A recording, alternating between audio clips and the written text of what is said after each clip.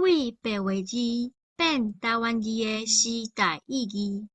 作者蒋维文。咱即摆重新复看台湾字，有真大诶时代历史意义。呾我来讲分明。大先，台湾字传承100万年前，传教士用白话字来发行报纸、杂志诶阳光传统。咱台湾第一份白话报纸《台湾府城教会报》，伫1885年创刊，一直发行到1969年才被迫停刊。咱台湾用白话字创造比真仔1919年五四运动搁较早，嘛较进步诶白话文运动。咱若甲白话字放弃，拄好中价，互人认为台湾新闻学是受真仔影响才开始。第二，白话字是全民的文化资产，毋是教会的专利。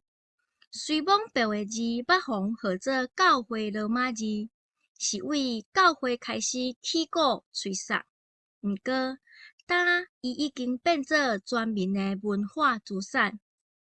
文化部伫2020年，嘛甲白话字列入国家级的世界记忆国家名录内底。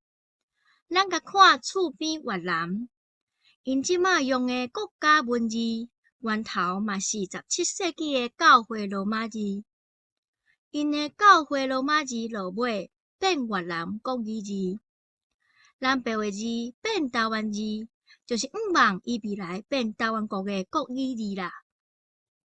第三，台湾字传承台湾字、台文通信和台湾府城教会报3份期刊的重要精神。这3份刊物有一个共同的特色，就是正经台语，引带新时代。越南伫20世纪初期，嘛有发行袂少越南字刊物，像讲《南方杂志》、《东洋杂志》遐个。迄寡杂志拢诚做后来越南罗马字变做越南国语字的重要杀手。